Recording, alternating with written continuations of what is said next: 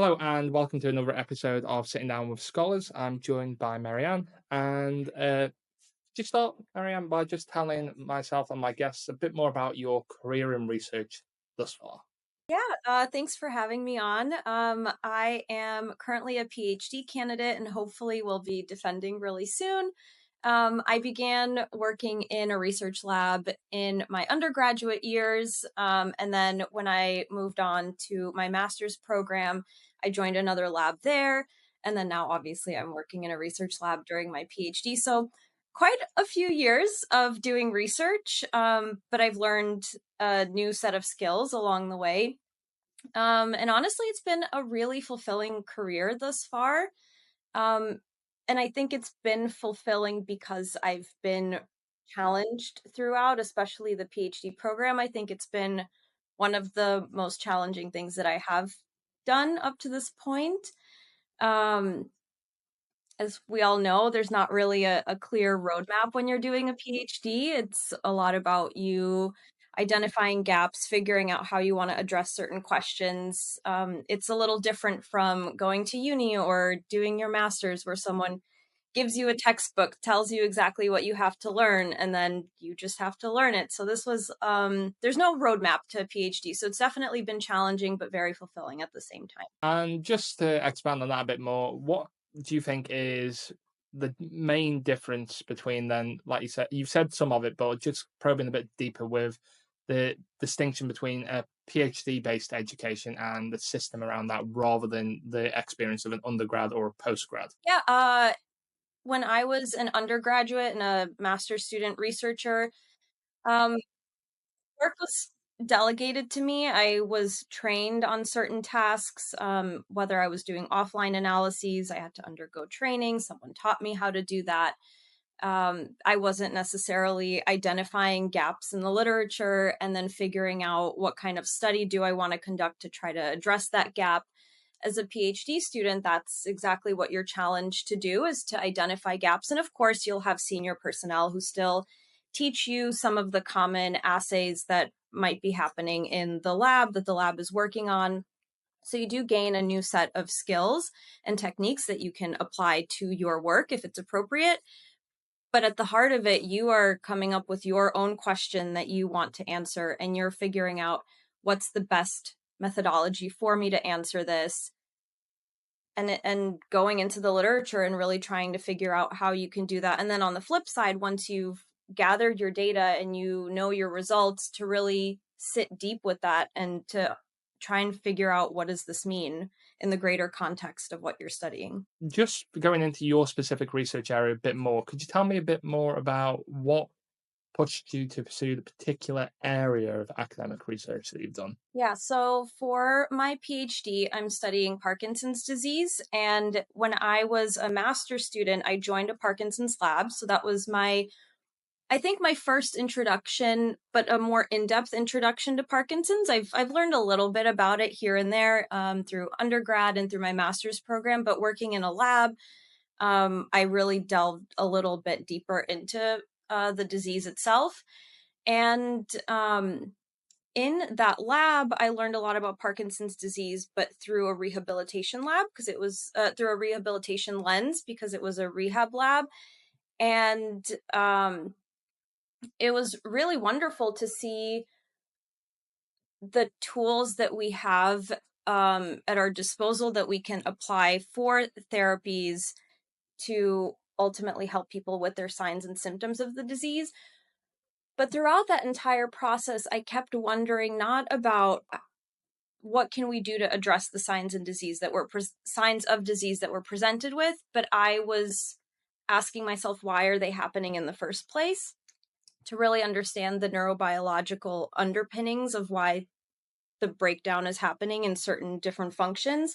And so that's what pushed me to pursue a PhD, because I wanted to see not just how do we address problems that have already manifested, but how do we understand why they're happening so that we can potentially address them earlier or modify our current therapies to address them a little bit better. And just with that point on the more rehabilitation lab side of it, what is that like? What is that system like? Because for someone who's never seen a rehabilitation lab, particularly whether that be for Parkinson's or generally, could you just explain what that looks like so people have a bit more of an idea? Yeah. So this was a clinical lab, and we saw a lot of patients. So we would recruit patients that have Parkinson's disease. We would also recruit healthy individuals that would serve as our controls. And in the lab, there were a few different studies going on simultaneously, all looking at a number of different um, rehabilitative tools. And so we would recruit patients or participants, rather, whether healthy or with a diagnosis of Parkinson's disease. And they would come in. Sometimes we would do a baseline evaluation. They might undergo the treatment paradigm that we have planned, that we're researching. Each study had a different duration. Maybe the patients would come in X amount of times. Maybe they would take it home and do this therapy at home. And then there would be a final evaluation that we would do, and we would see, did their function change from pre to post treatment. The lab specifically focused on dysphagia, and also, which is a breakdown in swallow function, as well as a breakdown in changes in vocal function.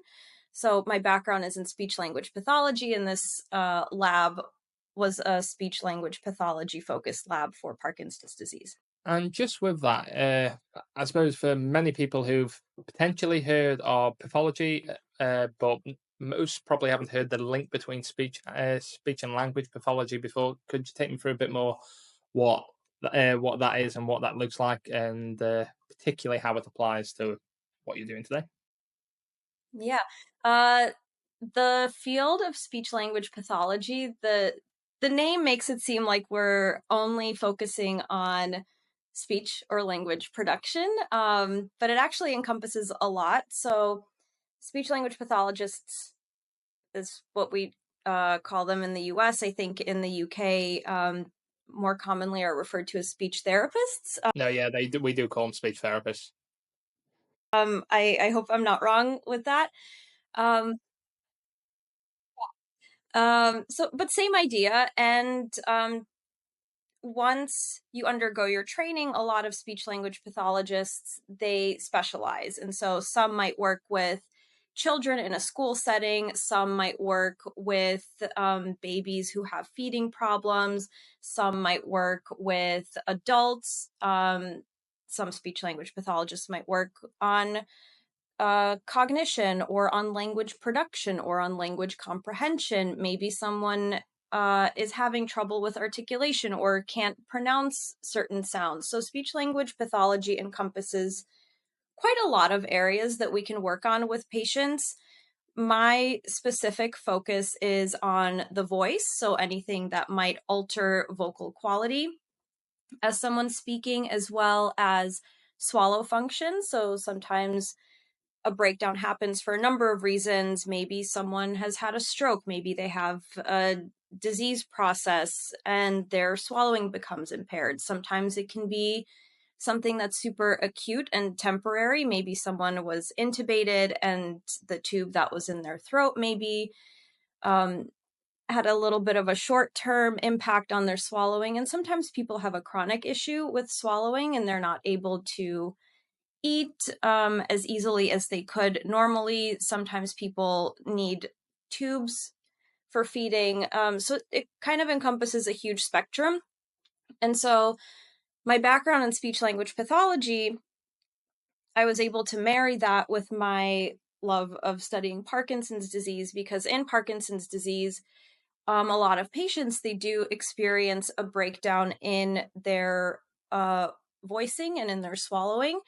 And so being able to approach, both speech language pathology background and marry that with knowledge of Parkinson's disease to hopefully help address some of these issues that are happening throughout the disease process, is those are kind of the two fields that I'm hoping to marry in my career. So first of all, in terms of that connection between it.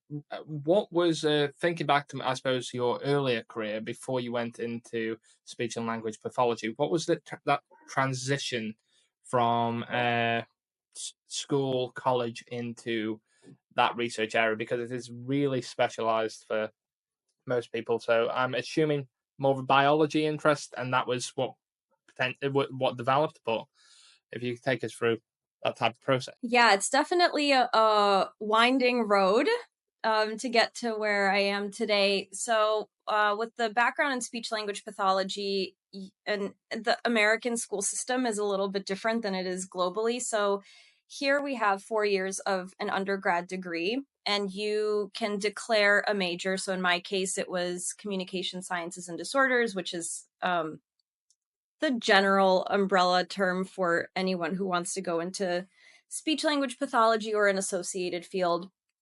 Um, but in addition to that, you also have electives that you can take. You can declare a minor. You kind of have leeway on what classes you choose to take. And so during my undergraduate degree, in addition to taking the courses for my major, I also took courses in neuroscience. And so when I got to my master's program and I was learning about more of the medically focused aspects of speech language pathology, I started realizing that that was where my interest was. And I was able to pull on what I knew from my undergrad, from all of those neuroscience courses that I took to better understand some of the things that might be happening at the level of the brain, the cortex, maybe the brainstem, that are impacting um, voice, swallow, speech, articulation, things like that. And then when I got to my PhD program and I knew that I wanted to study the brain specifically, it was one thing to have knowledge of certain regions and what they do.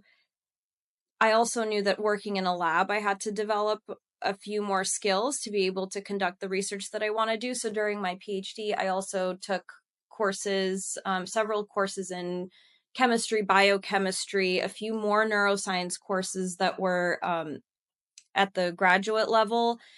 Of course, everyone takes, advanced statistics, but I definitely had to take courses outside of speech language pathology so that I could address the questions that I wanted to address and conduct the research that I wanted to conduct, because otherwise I just wouldn't have had that knowledge. So definitely I learned a little bit about everything, it seems like, but then during the PhD I really had to hone in on my basic science knowledge and my basic science skills. What particularly pushed you down the path of speech and language therapy, or speech and language generally, from a college interest, and what already solidified some of that route for you? Is there a particular thing that stood out to you? Yeah, before I even started college, I was a dancer and I thought that I would somehow marry my love of dance with a career that I would pursue in college. I thought I would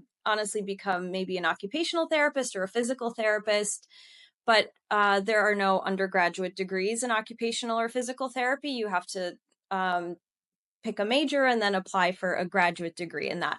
And so I was funneled into the communication sciences and disorders major, and I hadn't officially declared it yet. That was just kind of where I was funneled into, and I had the choice, do I stick with it? Do I change it? So I took a couple of classes, ended up really loving it, and I stuck with it. And over the years, I got to explore all of the different avenues of speech language pathology, whether working with kids, working on language, working on cognition, working on the medical side, voice and swallowing. Um, so there was definitely a lot of exploration. And towards the end of it, I realized, yeah, that I do like this medical aspect. And then also just with things happening, day to day, either personally in my life or my loved ones, and then working through research labs, you really get to work with patients and to hear their stories. And ultimately, I think it's the patients that motivated me to keep going and specializing, and ultimately to pursue my career in research, because ultimately we just want to improve their quality of life. Um, and whether we do that by working one on one with them or researching our our topics so that we can then improve their quality of care later on. It's interesting you say, in terms of you, as you were saying, you've kind of been pushed into speech and that more the speech, language, and communication. But by the sounds of it, there seems to be that thread of therapy, rehabilitation, and wanting to help the patient that I would say seems to be that very clear course route, even if it's not necessarily over discipline element. It's more something that's from the outside looking in at your academic journey so far. It seems very much to look like uh, pursuing that more therapeutic side and how you can help better and improve the quality of life to various different individuals was really what pushed you into where you are. And the reason why I asked the question originally more from a personal point of view and equally from what drove you down that pathway is many different students tend not to have that very clear trajectory, similar to uh, what you're describing. They might have come up with that one particular thread that is more common and it's underlined that guides them through, but not it doesn't always become overtly clear to the individual when they're going through it. And the other reason, a bit more of a selfish reason for asking it, is when I was a lot younger, having dyspraxia, that affected my speech growing up. So the reason there was a part of an ulterior motive to think, oh, did you go into speech and language therapy because there was something there that you had a more personal experience with, whereas we have speech therapists here, and dyspraxia, for anyone who isn't aware, is something that affects generally coordination, including how individuals speak. And whilst my speech is hopefully greatly improved, it's certainly not a area that was always my easiest thing to get to grips with, and has developed over time. So yeah, there was a bit of an ulterior motive to the question as well. Summarized it really well, and I had no idea. Your speech is wonderful. So props to you and to your speech therapist.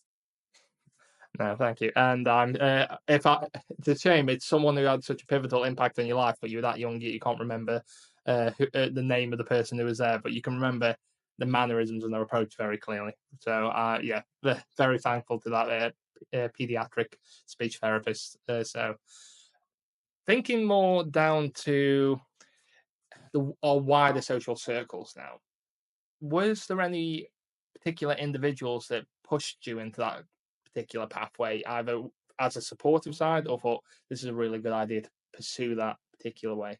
Honestly, not really. I think I had a lot of um I also had a lot to figure out when I was in college, even though I was majoring in communication sciences and disorders.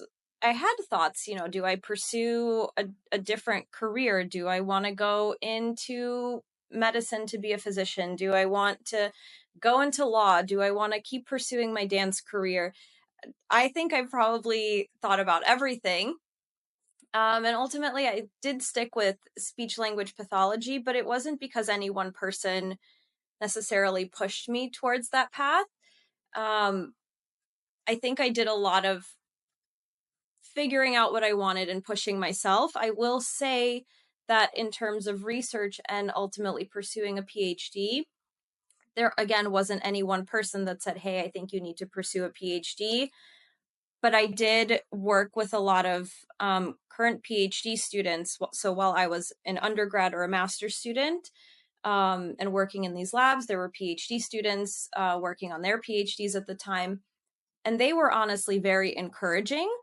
Um, and I think that was really impactful just because there's a lot of imposter syndrome when you're a PhD student, but especially when you're an undergrad and you're figuring out what you want to do and potentially thinking I might want to pursue XYZ, but maybe it's going to be really tough. I don't know how all of these people are pursuing it. They must be so smart.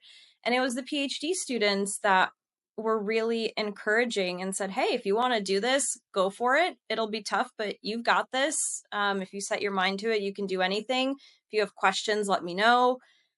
So I thought that was really helpful. Honestly, I ultimately was the one who had to make the decision of what I wanted to do and choose the path that I would go on. But it was really great to hear from people who were going through what they were going through that, yeah, it's tough, but you can do it. Anyone can do it. You just really have to set your mind to it, work hard, and you can do it.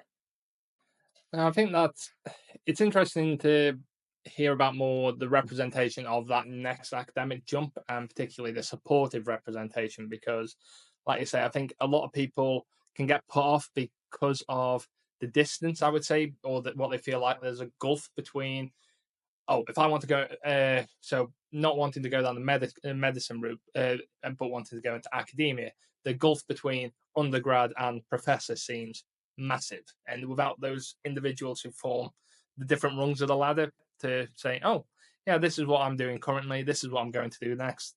I did this when I was in your position, and it's really useful for that perspective. But outside of that, thinking around your support network and different people who were, I suppose, there to help navigate the different steps as you're just going through the motions in terms of the support that everyone hopefully gets when they go through university.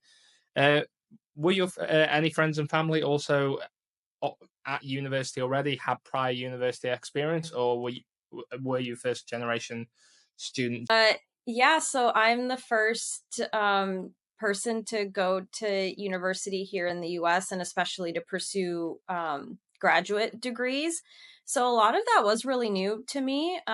Even just thinking back to high school in the United States, when you're in high school, you before you apply to colleges, you have to take standardized tests. And so that was a new concept for my parents who, didn't have to go through that. That wasn't a thing in Europe where they came from. And so, uh, even back then, obviously, um, teachers at my school would communicate, next steps to parents and to my parents. So obviously I was able to do everything that I needed to do, but it wasn't something that my parents were thinking about since I was born because they just weren't accustomed to the American school system. And so it was a learning process for all of us throughout along the way. And then, especially once I got into college and then my applied for a master's program and now pursuing a PhD, it wasn't something that I could ask my parents about because they had never gone through it. For the most part, I would talk to my colleagues or other students in the program or potentially some professors or the PIs whose lab I was working in.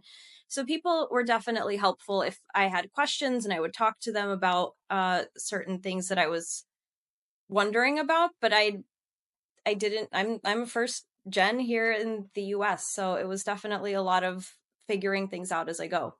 As someone who's in the US but with international heritage, what is your family's background, and how do you think that their experience of the education system was different from what you've been told? Because while you weren't to experience the same, how their experience is different from yours and shaped your own experience.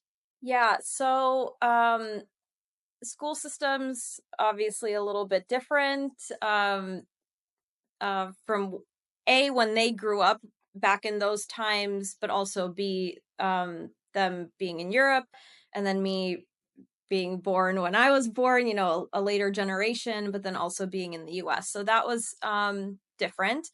And then additionally, in America, I feel like there was a huge emphasis, and I think just around the world too, now more so than before, but um, people are going to a lot more higher education, whereas back then maybe college was, for some people, high school was enough, maybe college was enough. Now more than ever, I think people are pursuing graduate degrees, whether a master's More people might be going even taking that a step further, maybe pursuing a PhD. And also on the flip side, I think women are more pursuing these longer paths through academics than before. Um, and then, even though I'm the only one who has gone down this path, my parents have not. Um, they've always instilled in me to have a really good work ethic, no matter what you're doing, whether you are pursuing academics or you are working your day job. It really doesn't matter. You just have to have a good work ethic. And I think there's a lot that I got from my parents, even though they didn't go down this exact same path that I did. There's a lot that they passed down to me, like a good work ethic, like always being polite to everyone that you work with, whether you are working with patients on the daily, whether it's participants in a research lab, whether it's your colleagues or it's your supervisors. You always have to be polite and considerate. Um, so there's a lot that I think all of us get from our parents, even if we're not in the same field as they are, or if we haven't gone down a similar path. So I definitely think I got a lot from them. But then also, there's a lot that I've learned along the way through my professors, my colleagues, the PIs whose labs I've worked in. So, Yeah, the main reason for, I suppose, going down that route is one of the things that I've found over my own academic experience and focusing on education is generally students that have parents who have who are legacies themselves or have create that legacy for their for their child. For example, if they were the first generation and then they have a child who goes after the fact, it tends to make the process easier for the student for that student because they know a bit more of the jargon. And I suppose you've had a different experience because of that change of both the international background from your parents not having the same school experience, but also having the same, not having that same connection into the university experience either. But it's just interesting to see what your thoughts on that, and equally, like you say, that even if your parents haven't necessarily gone to university, the attributes and values that they still instill are as impactful as academic uh, the academic experiences they have. And I think it's just useful to highlight to people that generally that experience differs, and it's not necessarily capability of the individual student pursuing it, but it's an accessibility point of you don't know the right question to ask at university because you don't necessarily know. Okay, this is a question I should be trying to clarify because it's something that mum and dad have said. It's something that is crucial. It's something that's fundamental to getting or the right professional opportunity, that internship or so on. And if you don't know the right question to ask, you don't know that you're missing out on that opportunity. And for some people, I think that's something that I just want to highlight for individuals who are thinking they're from a legacy background, their parents have been through university, and where that difference for students who are going through for the first time. yeah, that's exactly right. Even thinking about students who, let's say, let's take science, for example, right? A student who's in science, whose parents also were in the sciences, are already speaking a different language than someone whose parents maybe don't have a background in science. You don't talk about that at the dinner table. Or even just, if different fields, but someone is used to an American school system. Again, they know what they have to ask, exactly as you said, and we don't know what we don't know. And so for me, it was definitely a lot of learning along the way. And I agree with you. Some people definitely have that experience. And oftentimes you don't even think about it, but it's just something that's discussed in the household, maybe at the dinner table, maybe as a student is preparing for their next step in their career, whether they're applying to college, applying to a master's program. They might be having these conversations with family or even extended family. And for the students who don't have that, we might not even notice it as we're in our own little bubbles, but then looking at it in a greater context, there are definitely differences. And I think the other thing, it's like some of those expectations that people I don't think are consciously aware of, even within academia, as it being a challenge because for the most part, academia has tried to become more accessible, be tried to diversify, and one of the problems or benefits of that, which has created a problem, is by trying to attract more students. One of the problems that they've generated for themselves is they haven't adapted that language for people who, like you say, don't know what they don't know because they've never gone through that experience. Because particularly when I think I hear different individuals say, "Okay, this is my academic experience," and whether that be internships, whether that be jobs, whether that be, for argument's sake, as both individuals at the PhD level. One of the talks I was at recently it said, "Oh yeah, well I would expect someone applying for my program to have already done all of this background reading, be knowledgeable of various different scientists and individuals that are present in that particular discipline." And for someone who is going through that at the first time, people don't necessarily know that. Oh yeah, that's what I need to do because, and it's not through ignorance or naivety. It's they just don't know that that's an expectation of something they should be doing, and that I suppose leads on to what I'd imagine will be a similar answer for you as an experience that I had is. Do you think? Did you have any scientists or researchers that really inspired you to pursue science or to pursue your area of science specifically? Yeah. Again, great question. I think I definitely look up to a lot of scientists in the field now. I think earlier on, as I mentioned, I think I was really just driven by patient care. Um, and as I got older and I am now pursuing a PhD and I'm more in the research world and on the research side of things, um, there are definitely scientists and PIs that I really admire the work that they do. My PI in particular, I think she's a very similar background to me.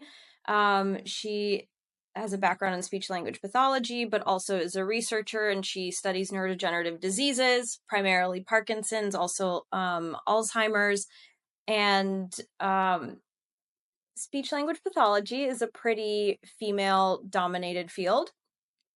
And so transitioning to studying Parkinson's disease and being in the biological sciences and in neuroscience, even though we do have more women in the field now, I think it's still a predominantly male field. And so my PI has just been really inspiring and has really mentored me to have my footing in a field that isn't female dominated and to really know myself, know my knowledge, know how to really conduct great research to have a footing in this field.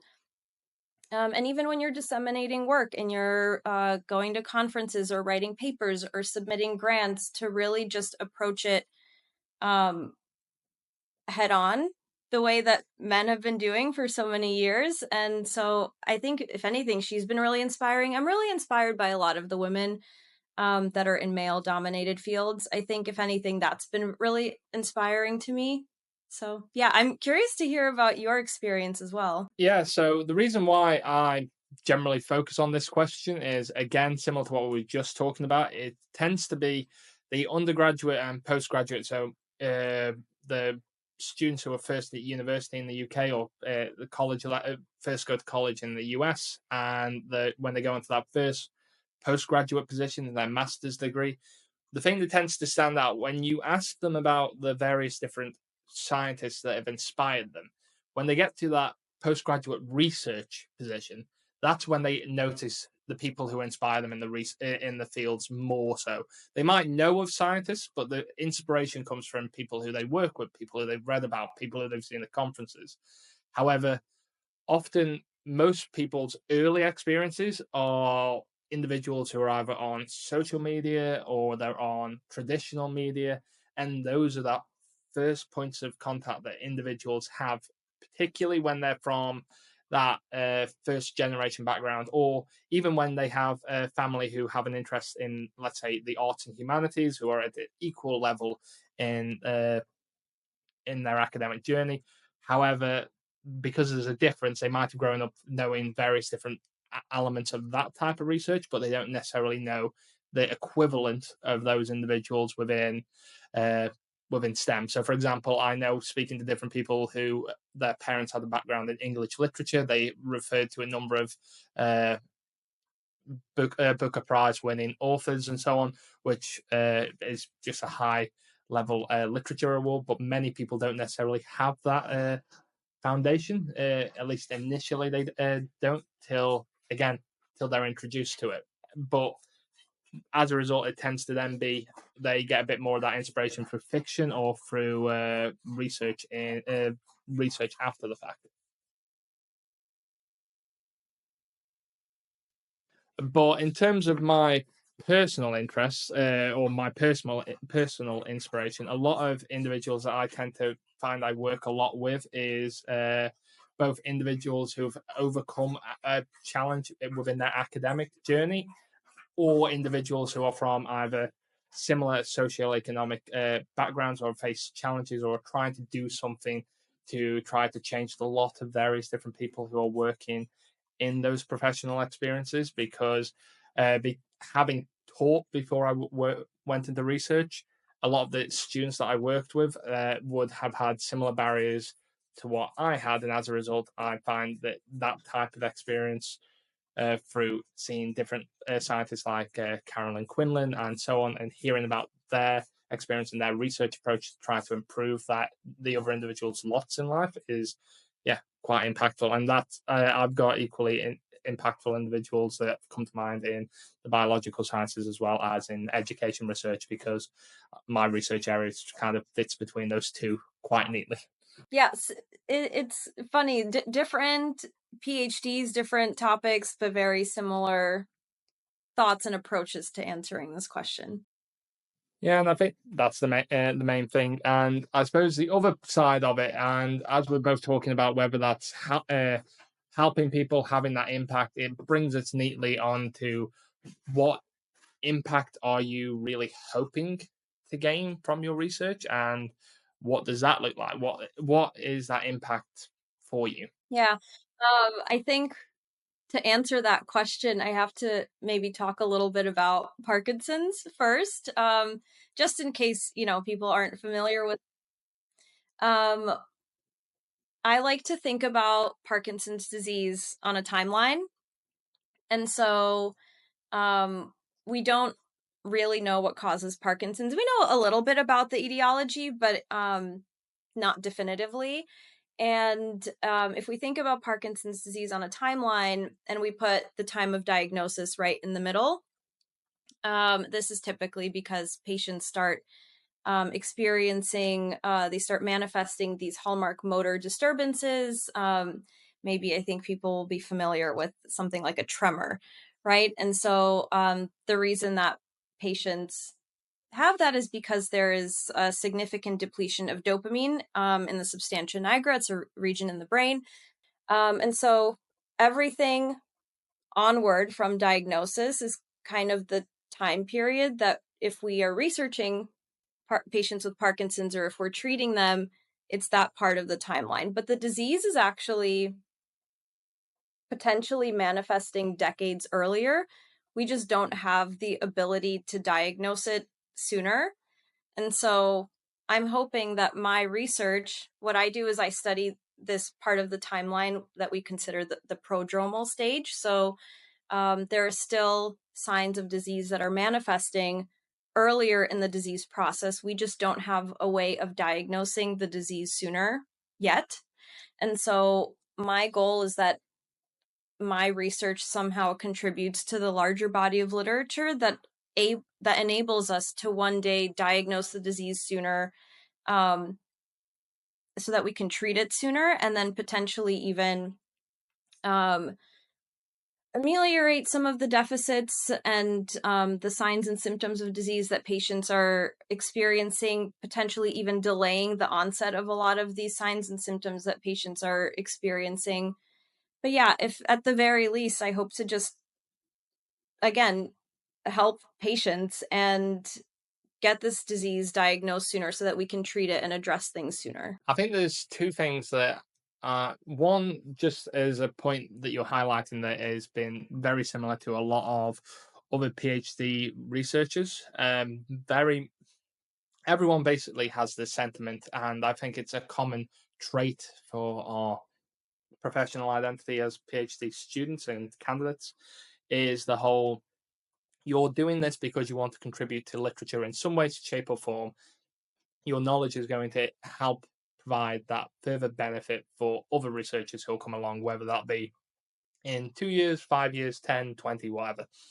But that's one of the hopes. And the other point that is, I'd imagine, more relevant to your field than some others, but that diagnosis element, where from recruiting either participants or looking at individuals with the non-clinical signs, the only way you potentially, I presume, and please do correct me if I get any of this wrong, is you either have to do a trial where you're recruiting individuals who are just from the general public, who are either going to be preclinical signs of Parkinson's, or they are going to test completely negative for Parkinson's if there is some form of genetic marker. And I'm having to remind myself of a lot of biology terms that I haven't used recently. But that's one of the perspectives that I imagine makes the clinical recruitment side of any form of sample or research quite difficult, because you might get an overrepresentation of individuals who haven't got Parkinson's, even preclinical. You have the preclinical, and then obviously you have the ones who are post-clinical. They show some form of they're symptomatic or at whatever stage, and it depends on where your area of research is looking, but it can make the recruitment side challenging. That's exactly right. It's extremely challenging, and a huge undertaking because, yeah, one way that you could do this is just recruit a vast number of participants. They might not even have a diagnosis of Parkinson's disease, and then you can study everyone at this time point, and then maybe years, decades down the line, you'll see, did any of these participants get a diagnosis of Parkinson's disease? And then look back on the data that you collected to then study what's happening before diagnosis, right? But otherwise, it's really difficult to do that. And so a lot of researchers, they do turn to different models to study preclinical stages of any sort of disease, whether that's working with animal models or looking at certain, maybe if you knock out a gene, what does that do? If you're studying the effects of pesticides, people know that could contribute to um, the etiology of Parkinson's disease. So there's a lot of different models that people have to look into to try and study the preclinical stage, but in terms of actually studying it in patients, it's really difficult because how do you know who's going to have Parkinson's disease if we haven't diagnosed it yet? So that's exactly right. It's a huge undertaking, and that's why it's really hard to study this earlier stage of the disease. I think the thing that many people who are not necessarily in the sciences, and if you are one of those individuals listening to this podcast and getting a bit of a flavor for the sciences, one of the things that I would highlight is the challenge in longitudinal based studies and the expense of longitudinal based studies. So, exactly like you were saying, if you're recruiting, say, a sample of, let's, to make it meaningful in a data sense, you really need, ideally, you're looking, if you're taking a population like the US, you'd be trying to at least get 10,000 participants minimum, I would say. And part of your challenge with that is you've got to track them, you've got to recruit them, you've got to provide them with some form of health monitor, use either journal, regular contact with a physician, probably from the lab specifically, rather than someone else, or you've got to pay to train a physician at various different parts of the US up to be able to do whatever diagnostic technique that you're looking at.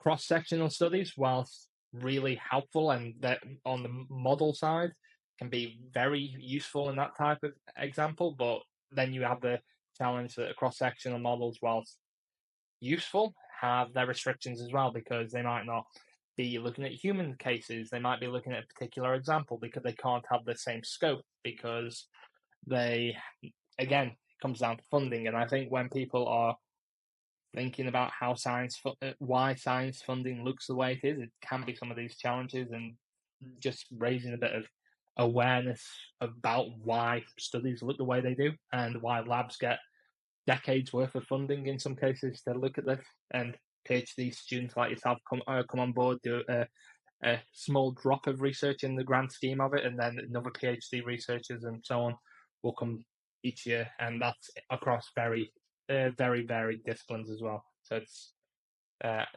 just want to drop that.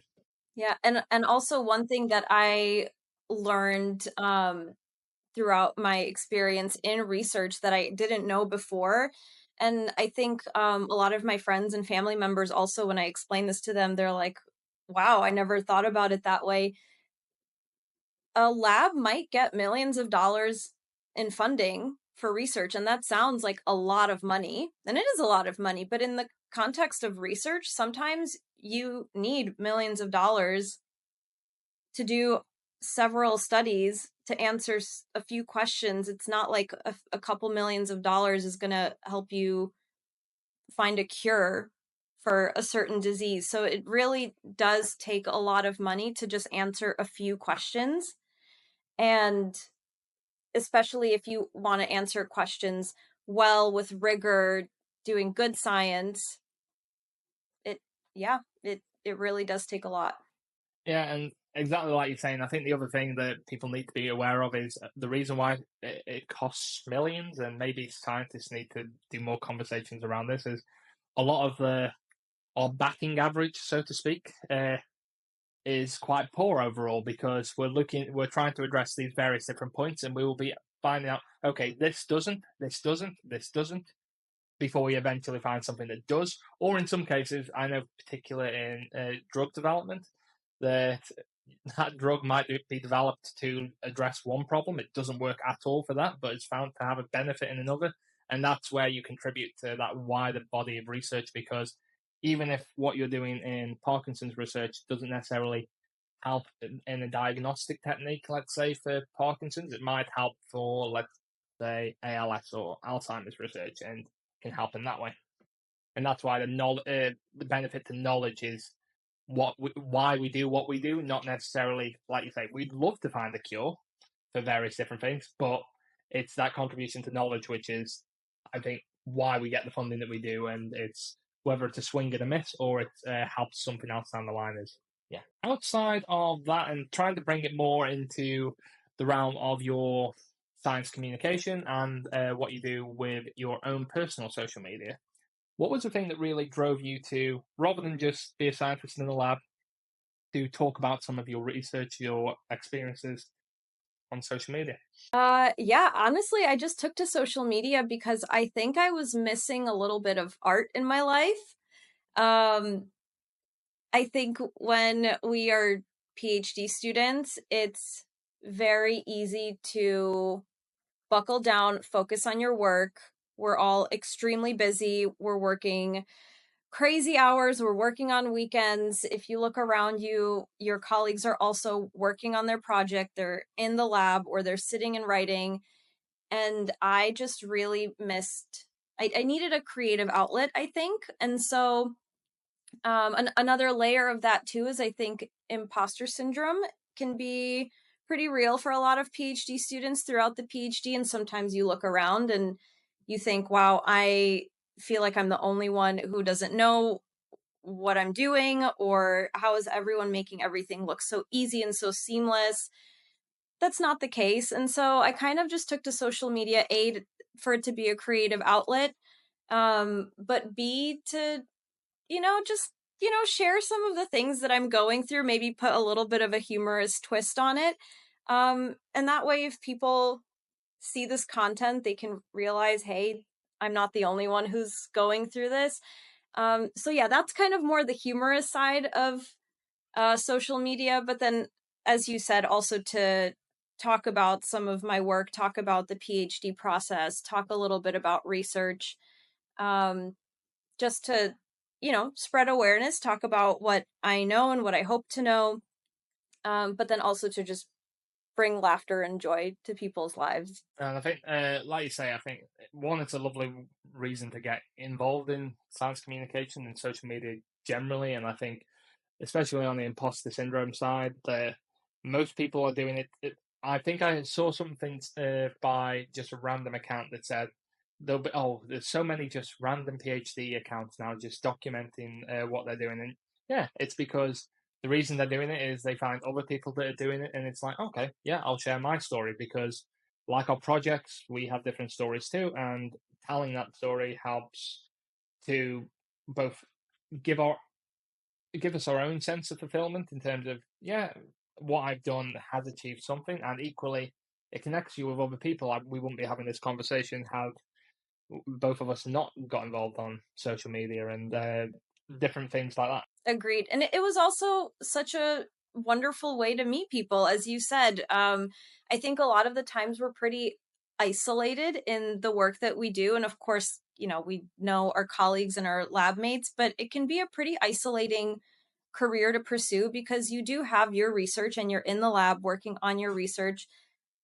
But being on social media, even just, pulling out your phone and looking at what someone from across the ocean has posted that day, you feel like you now know someone who is also an academic or a researcher, potentially studying the same thing, most likely studying something else, but still going through the same thing that you're going through. It's a way to meet people that you probably wouldn't have otherwise.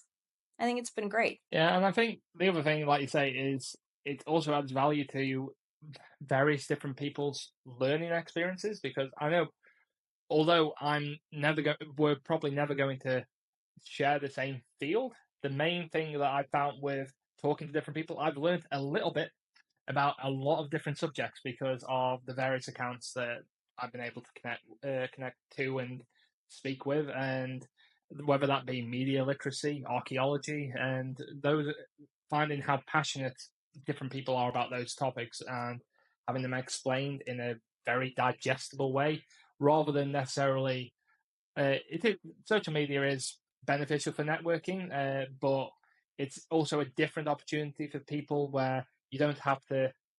Everyone's competing for that same conversation in a networking room where they all are trying to shake the same hand, have that same conversation, interject at the point that they think is really going to have that value within a conference speech because they want to respond. It gives a different opportunity as well, and I think there is a lot of good that can be had for people who are also looking for answers from individuals like yourself, and they want to know a bit more about what your experiences have been, so they can potentially either not necessarily mirror your career trajectory, but get a bit of an idea of where you started and how they potentially pursue similar fields if they have that interest. And I that I suppose adds to another point, which is on from your experience with social media, have you had anyone reach out and look for either general academic advice or subject specific advice for their career? Yeah, absolutely.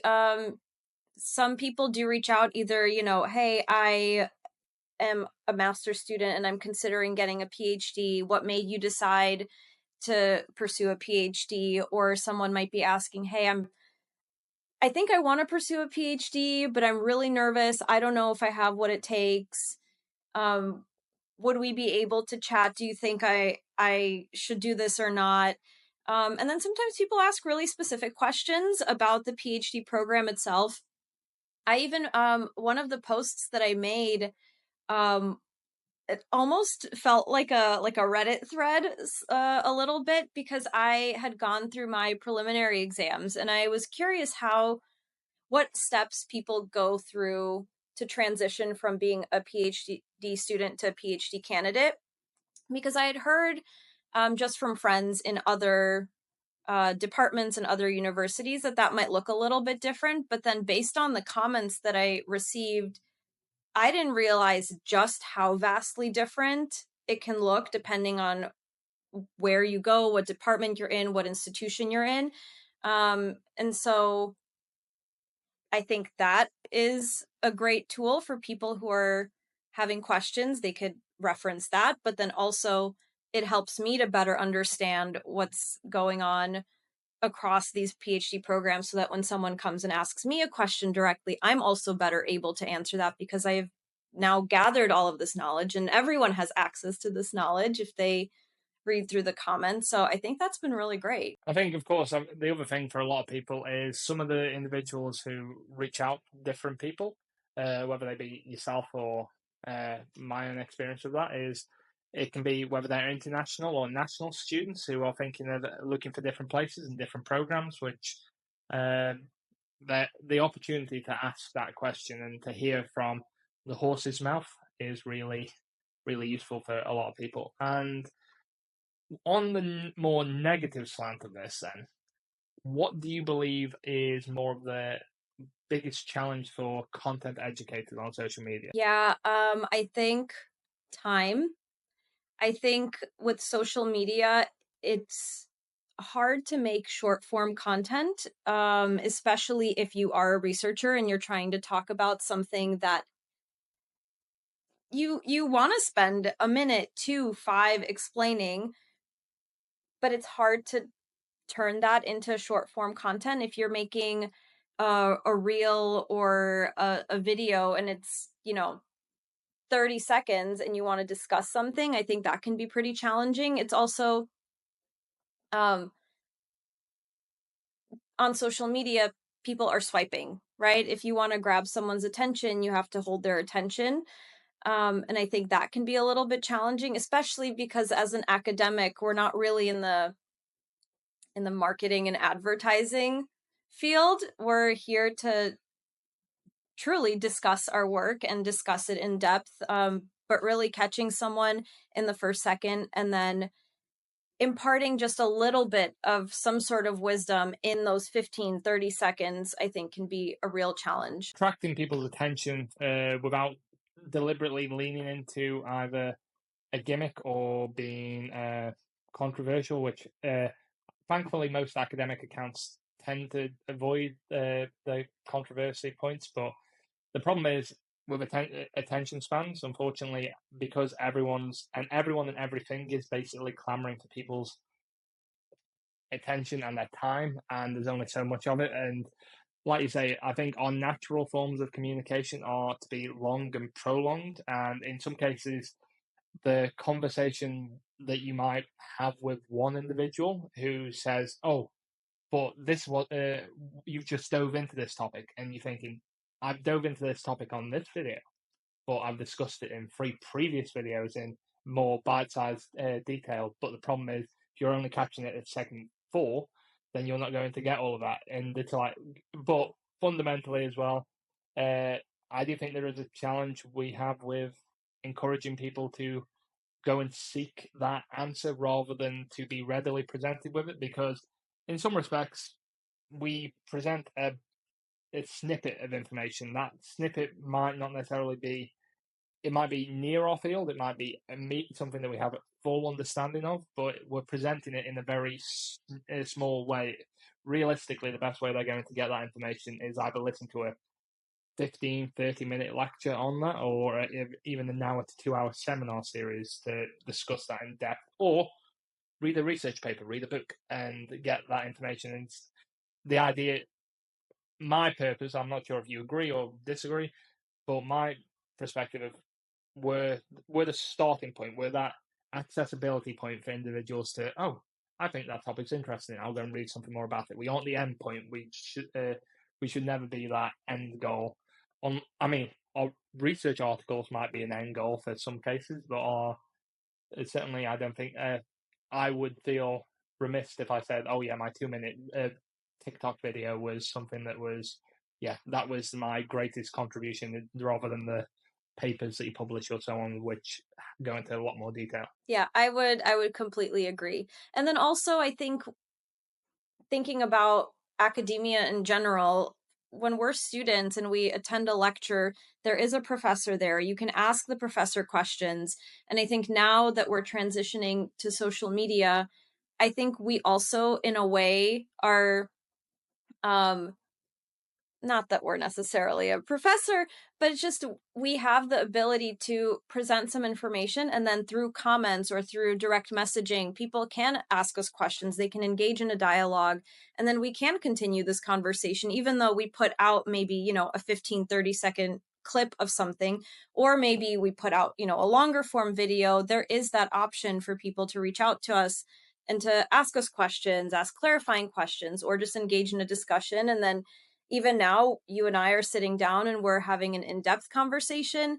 So I think it just opens up a couple of different avenues, the way that academia used to, or I guess still does for students, when there's, a group of students and then a professor, and then students can either engage with the professor or can engage with each other in group discussions. Yeah, and I think, like you say, and I think one of the observations that I've seen, not necessarily that it's always present, there are individuals in a lecture, particularly, that come to mind where even if there's 100 people in that room, they will raise their hand, they will ask a question, which does take a great amount of confidence for that individual to, because at the end of the day, if that question can be wrong, and most people do not want to be in a position where that question is wrong, and I think, yeah, they're nervous, and I think part of the point, part of the purpose that we serve is social media and accounts like ours provides an opportunity for an individual to ask a question that they might think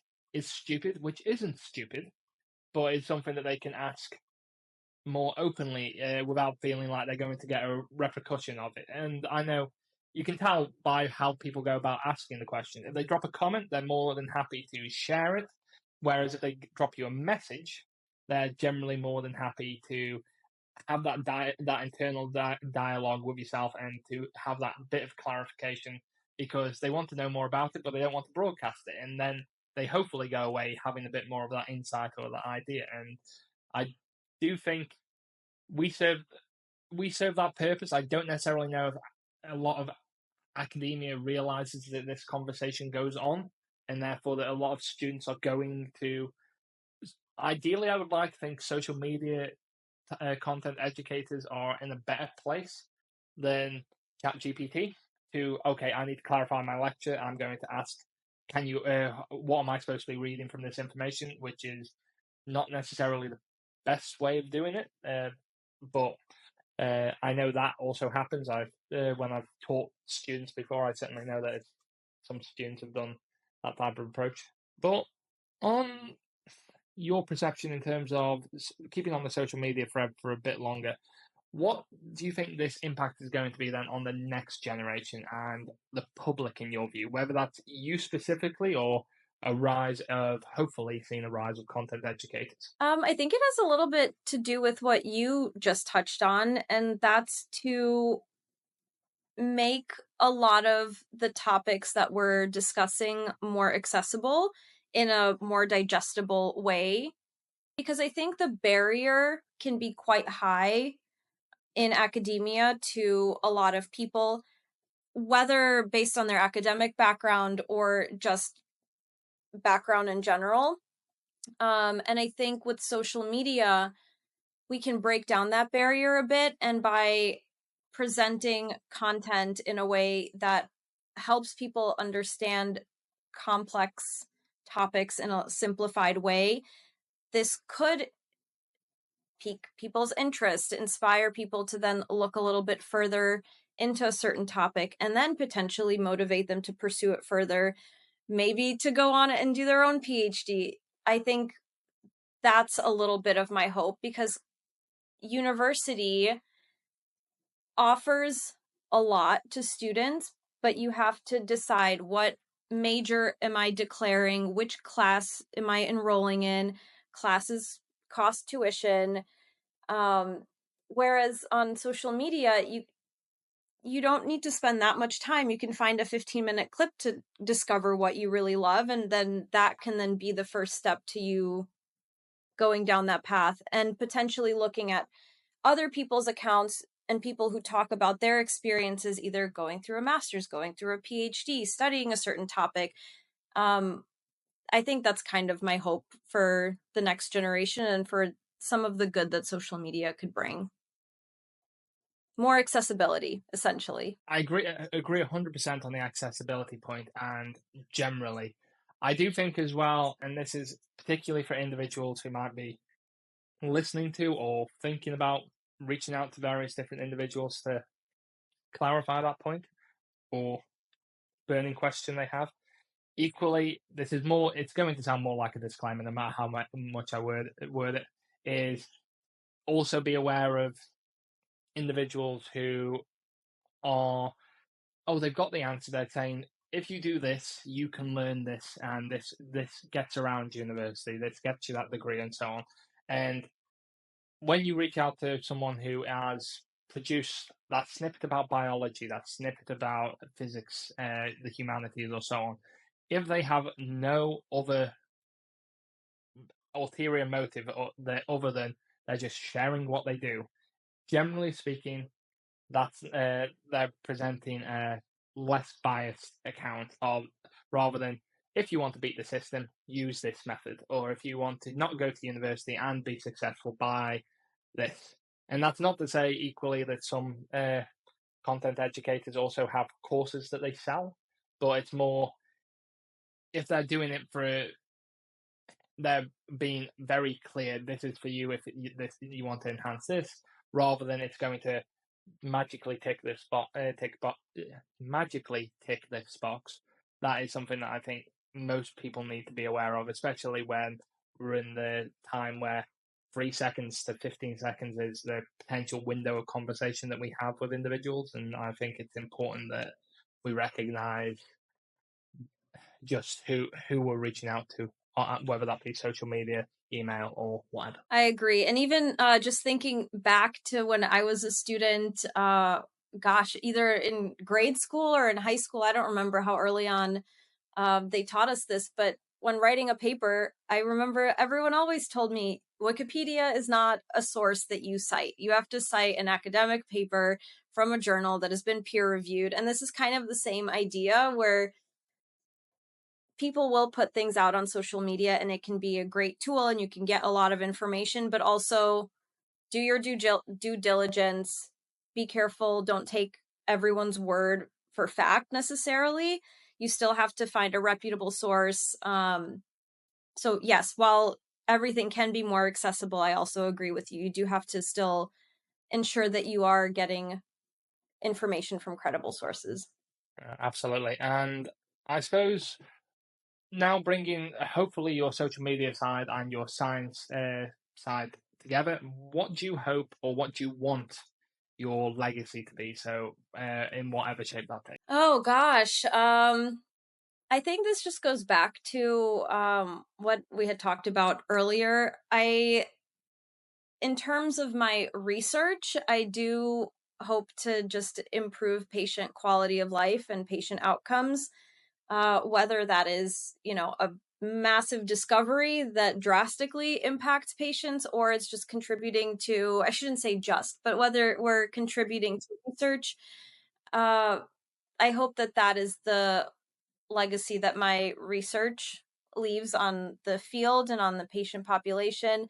But then, in terms of me as an individual, I have, of course, focused on my work, but as part of my training, I also have given guest lectures. I work in our research lab with undergrad and master students as a mentor to these students. And regardless of if these students decide to pursue a PhD, go off to medical school, or just whatever they decide to do, I hope that they remember their experience with me working in a research lab and really have gained an appreciation for research and the care with which we carry out research, and also the importance of research, and how they consume information for the rest of their life through the lens of good research. I think that's kind of what I would hope. And On the flip of that, something that I know we often don't tend to reflect on as much, and this is more how we're informed and where that's shaped, is the opposite of legacy is where we come from, what our heritage is. And you spoke earlier in our discussion about your PI and their experience, but how has your experience in academia been shaped by your academic heritage?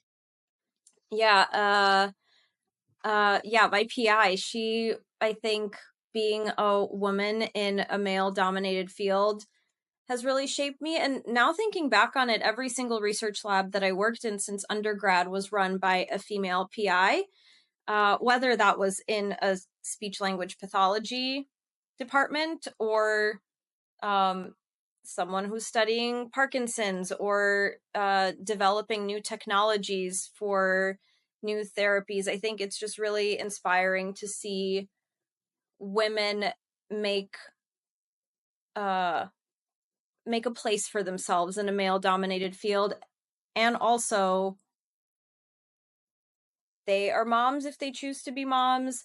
They can still go home and do the things that they love to do. They can go to work and be successful at work and show that women can really do what they set their minds out to do. And I think that's been really inspiring. And I think that is also what ultimately motivated me to pursue and keep going with this PhD. And just thinking about that more generally, in terms of that representation side of it, do you think that therefore it's really impactful on someone's academic heritage and their academic journey to have individuals that they see in positions either immediately above them or severely above them uh, as role models or as representatives of not necessarily who they can be, but types of what type of fields they can pursue? I think it's huge. One thing that I like to remind myself too is just because I might not see someone like me in a position where I would like to be, that doesn't mean that that position can't be made. And just as I would hope, and anyone else who maybe doesn't look like me, but thinks to themselves, I don't see someone that looks like me, that has the same background as I do in this position, that doesn't necessarily mean that you can't break that wall and try to get there. But I agree. I think having that representation there can be the extra inspiration and motivation that someone needs to pursue something, or even the confidence boost that lets someone know, hey, I can do this.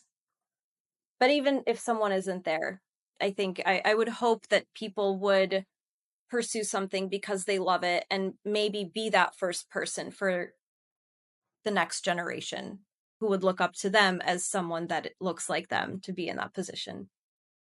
No, and that brings me on to another point which I always ask different guests as we get towards the more close of the episode is what is that a piece of advice that you would give to the next generation that you wish you had before you started? Uh, I think there's a lot of advice. One is just remember imposter syndrome is real, but everyone experiences it, so you're not alone. Um, I think one that I just talked about is if you set your mind to something, you can do anything if you work hard. Um, if you feel like there is a place for you that is lacking, that doesn't mean that that place can't exist. You can create a position, you can create a topic, create a field. If you think it's important, you can pursue that. I think ultimately, just if you set your mind to something, you can do it.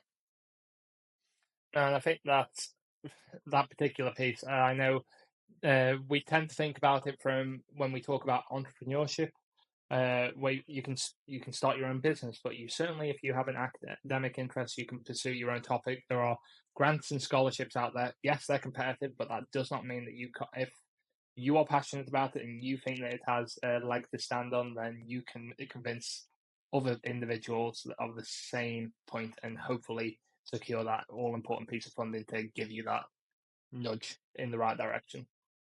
Yeah. Now that you've mentioned that, actually, I think I was very fortunate to be in the program that I'm in, where our PI and our department um, really explains the options that are available to us. And as you said, there might be a scholarship, and yes, it might be competitive, but at least we know that it exists and we can apply for it. Not a lot of students can say the same. They might not know this information that's out there. As part of our program, we are required to take a grant writing course, and we are required to write our own grants and submit it to the NIH. Whether we get it or not, at least we go through that process of writing it. Not a lot of PhD students have that opportunity. They're not taught how to do it. So then later on in their careers, when they have to write a grant, they might not have the tools necessary to them. And so I think if I were in a different institution and I could give myself advice, I would say if your institution doesn't offer the resources that you might need, don't be afraid to ask people, whether it's through social media or you know, a colleague in a different institution, or you're at a conference and you're talking to someone. Really reach out to people, talk to them, and get as much information as you can from others, even if it's not available to you where you are. It doesn't mean that it's not available to you in general. It just means you might have to take that extra step to seek it out, which is not fair. It is a little bit harder than for some other people, but seek it out, and you can still get to the same place as someone else. It will be harder, but just seek it out if that's important to you. And I think the other thing, just to pick up on that point, is if it doesn't happen at your institution, you can bring it up with your institution that other institutions are doing that type of practice, because one of the best motivators, yeah, one of the best motivators for within university systems is most universities want to be the top of their game, and if you can compare them, oh yeah, this institution is doing this instead for their PhD. They might not have the resources to provide all the support, but they might be able to give a nudge in the right direction. And yeah, I know certainly there are courses that my institution offers that are have come about because another institution has come up with it originally, and then they've gone, yeah, that makes sense. Why not try it here? Uh, and I would say reach out to other individuals who are within your program to potentially advocate for that difference.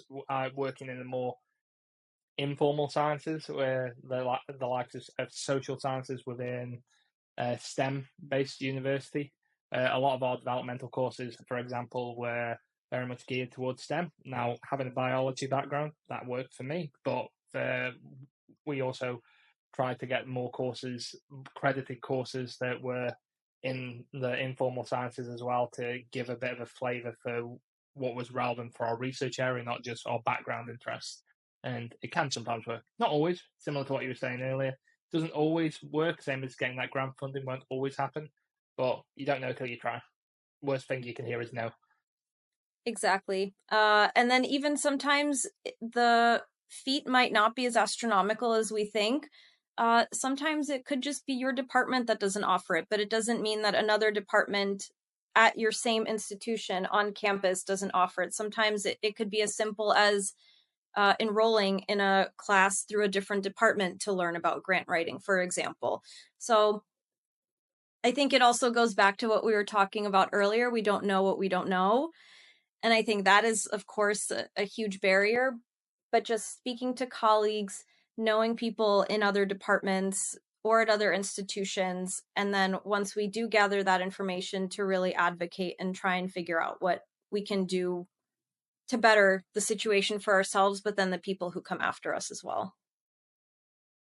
No, and I think that's, yeah, like you say, excellent point. And I suppose the other thing, whether this be on coming off the bit of advice, which, like you say, we could go into hours probably talking about advice we wish we knew or what we would like to see happening in our respective departments or fields.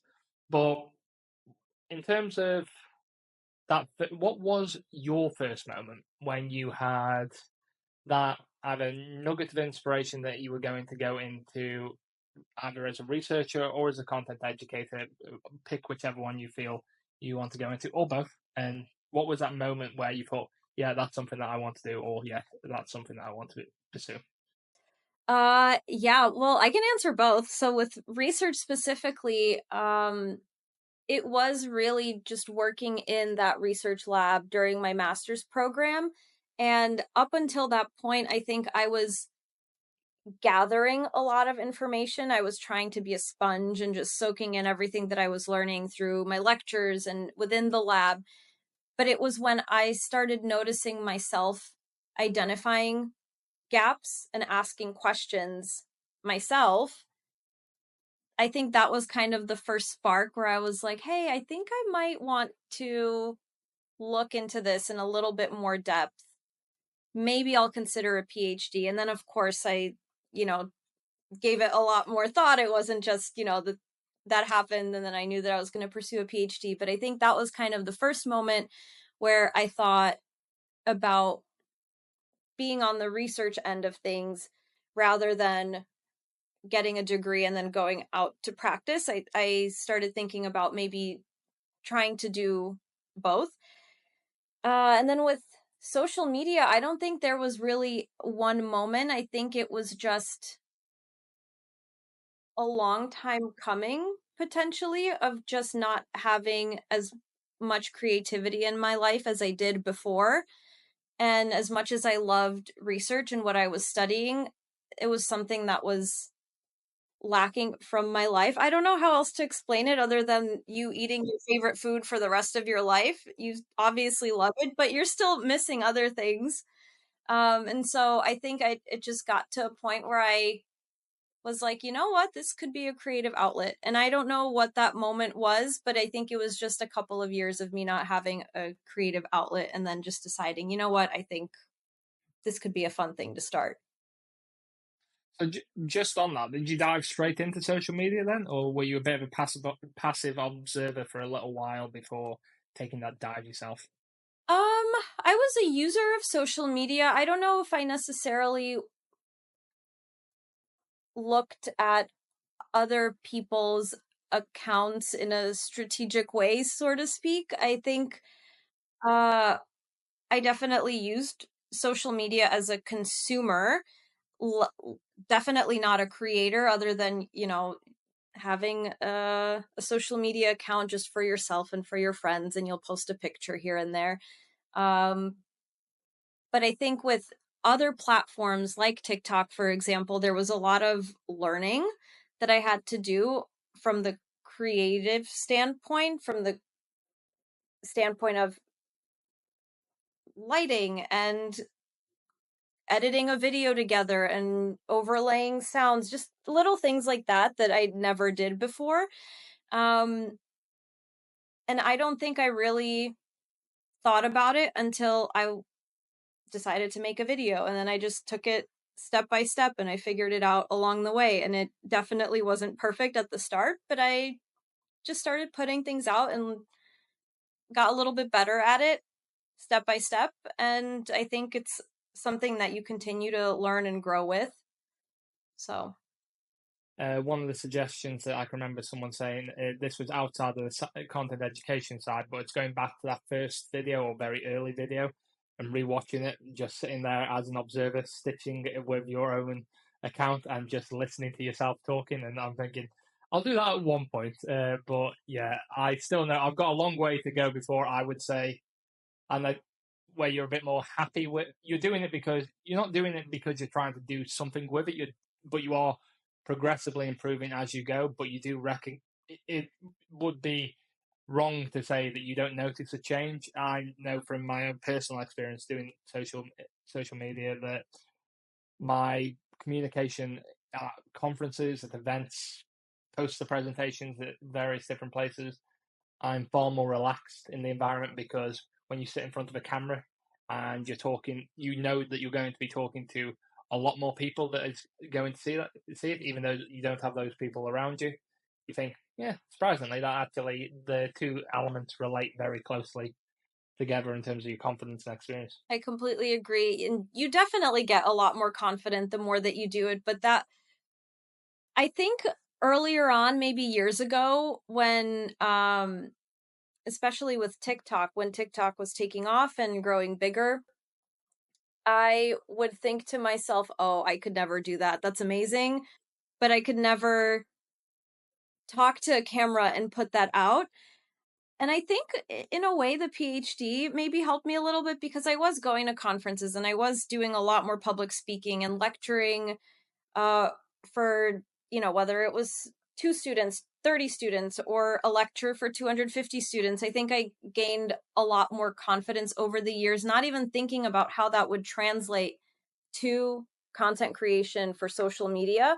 But I think when I got to the point where I decided, hey, I think I want to maybe make some videos and put them out, at that point, that wasn't even a worry that crossed my mind. And I think if I reflect back on it, now I understand how that has changed, but it wasn't something that I decided years ago, hey, I'm going to want to do this years from now. How do I build my confidence? I think it just kind of organically got to that point. And of course, there's always more room for growth. And like you said, the first video is never going to be as amazing as some of the videos you put out a lot later. But I think, yeah, it's all learning and growing. And I think for me too, because I was missing a creative outlet, I think that also helped me because some of the mundane parts of content creation is editing a video, splicing things together, figuring out uh where do you want to be filming or what do you want to be filming. That can be mentally taxing on some people, but because that was something that I was lacking and I found it really fun, that's helped motivate me to do another video and another video. So I think that has also helped. Oh, yeah, I get that entirely. And I think the other thing, and this is more highlighted by speaking to uh, different people, including yourself, and particularly what you highlighted at the start with having an interest in um, was ballroom dancing, and a bit more thinking adding the human side of our scientific and academic stories is. Have you got anything that you think that people would be surprised to know about you outside of your research that they wouldn't immediately be able to identify or be aware of?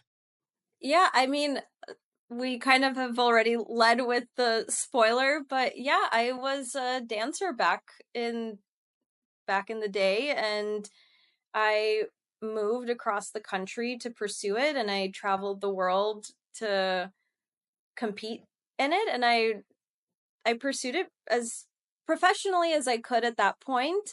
And it really did come to a crossroads where I had to decide, do I continue with it or do I give it up so that I can go to college and do my master's and my PhD, so on and so forth. Because at the level that I was at, I was training, minimum 6 hours a day, maybe more.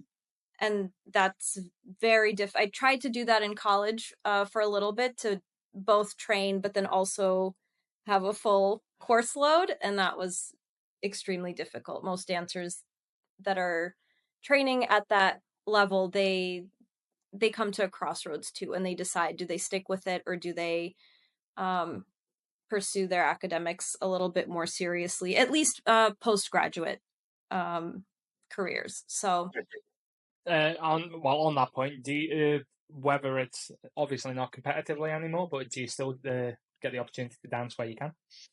a little bit, yeah. Just for fun at weddings. Something that I do on the side too is even though I was competitively training and dancing for myself, I would also teach sometimes. And something that has brought a lot of joy to my life is if some of my close friends have gotten married, they have asked me to create wedding dances for them. So that has been a fun way to have, one of my feet still in that world a little bit. I definitely don't dance as much as I used to, or at the level that I used to by any means, but I still try to when I can. Yeah, no, it's good to still be able to keep involved with the, like you say, the stuff that you always going to have a love for the sport, the event. Outside of this, what question would you ask the next content educator or about their research or about their impact generally? Just before we go into what their question was for you. I guess, yeah, that honestly is my question for the next researcher is what impact do they hope to have A on their field, but also B through social media. I think for the most part, the people that are sitting down for this discussion with scholars, they have some sort of a social media platform. And I would be really curious to hear what impact they hope to have both on their field, but also on uh, the audience that they're speaking to through social media. Okay, and on a similar thread to that, Mal's question for you was, what's the population or group of people you are serving now, or a population you hope to serve in the future, or community? Well, I love that question. So now, of course, with Parkinson's disease being my focus of my PhD, that's essentially the population that I am serving now. And in thinking about the work that I'm doing, I'm hoping in the future to serve a population that maybe we don't have access to yet. I would love for science to move forward and for us to be able to diagnose Parkinson's disease sooner and then treat Parkinson's disease a lot sooner as a result of that. And so the population I would hope to serve in the future is still a Parkinson's disease population, but earlier on in the disease process, hopefully so that we can better address signs and symptoms and delay the disease progression and ultimately have patients have a better quality of life. Okay, and well, that's all of the questions that we have in this session, Maryann. I would just like to ask, uh, if someone wants to continue to follow your academic journey, could you just outline what platforms they can connect with you and find you on? Yeah, I can be found on TikTok or on Instagram at Research and Rehab. I have started a Substack as well, and so I'm learning a little bit more about Substack. Hopefully, more to come on there too. So potentially at Research and Rehab on Substack as well. Well, thank you very much, Maryann, for joining me on Sitting Down with Scholars, and I hope many of my guests will be able to find you on those various platforms and as well join me next month